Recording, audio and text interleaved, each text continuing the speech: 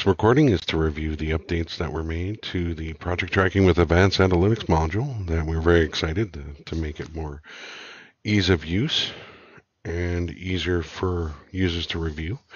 The updates are basically we redesigned the project tracking entry inquiry windows, as well as added the resync option to the SOP, account receivable, and subscription billing modules. Now, in this first review, we're going to review the resync option. As you can see here, we created the sales transaction entry, and the project distributions have already been created for the sales transaction prior to posting. So should the user see a need to update their sales transaction prior to posting, normally in the past they would have to delete and default and recreate the project tracking distributions from scratch. With the new resync option, it could update these changes on the fly. So in this example, what we're going to do is we're going to change the price of one item.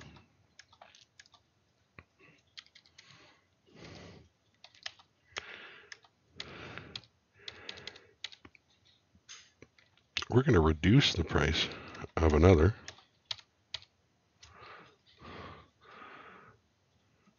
We're going to remove the third item entirely.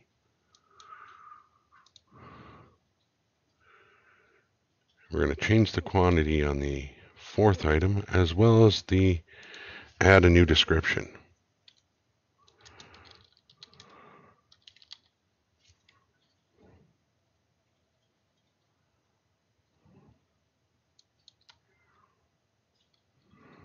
And we're going to add a markdown to this fourth item as well.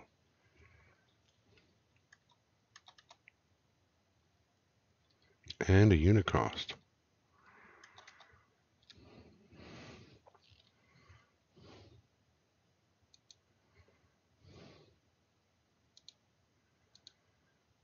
And we're going to reduce the markdown on the first item. And reduce the unit cost. And we're going to change the description. And let's add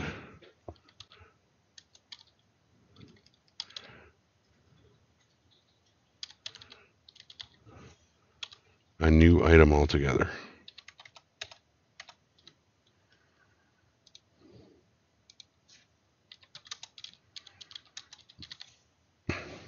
Now for this example, I'm using non-inventory items, but it would still work just the same with inventory items.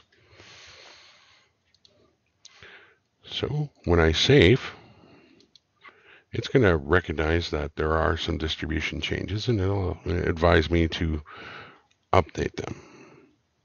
So I open my PT distribution window, and as you can see now, I have this amount remaining and cost remaining that have yet to be distributed. As you can see here, all my existing distributions from the first 4 transactions are still there. But now, when I press the resync distributions, all my distributions updated. I got to keep my existing breakdown was already set, my existing project that was already set, and all my user defines that were already set. As you can see, the new description was brought in. The amounts were updated accordingly. The PT distribution for the line item that was there is now removed.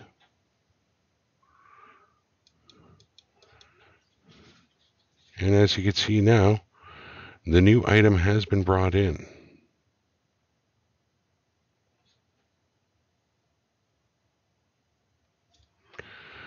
As new items are brought in, it would always default to the default project ID for the user. In this case, it's test A, but as a default, it is always the user ID, unless otherwise set in the project tracking settings.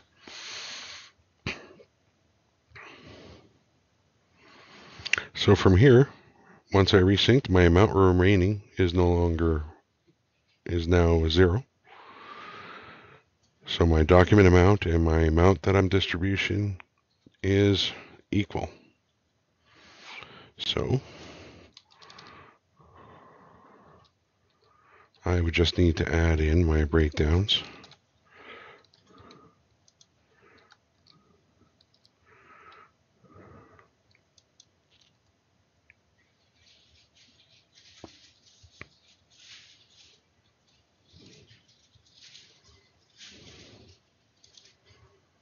And then I'm ready to post.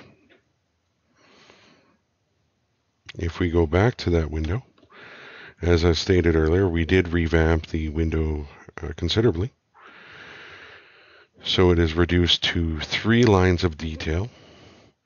The user can view it as a detailed view, which would show all 3 lines, which have the project ID, GL count, amount type, breakdown, and amount as the primary row, with the additional description, proposal, work order number, and units as a secondary row, and all your user-defined fields on the third. With a more simple view, they can review the primary row.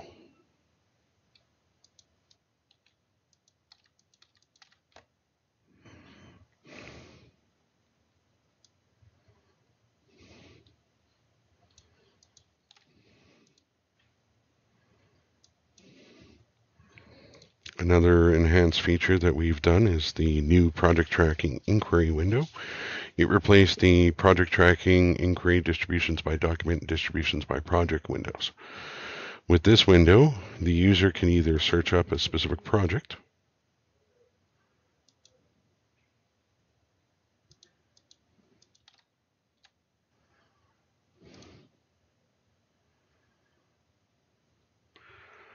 or they could even limit it down using the other filters. If they want to see all the AP vouchers, they can use the transaction type, and this would give them all the AP vouchers.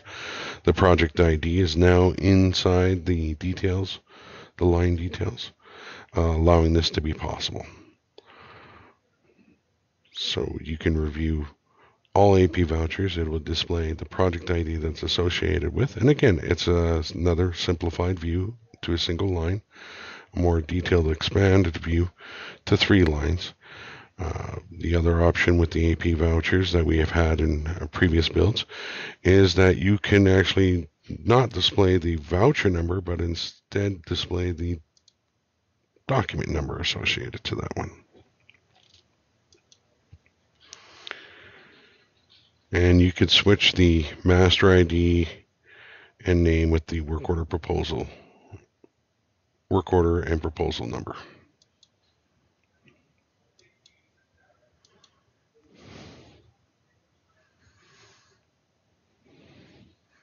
The other range options, the user can look up a specific document, look for a specific date range, a specific amount type range, and even a specific GL account if they wanted to.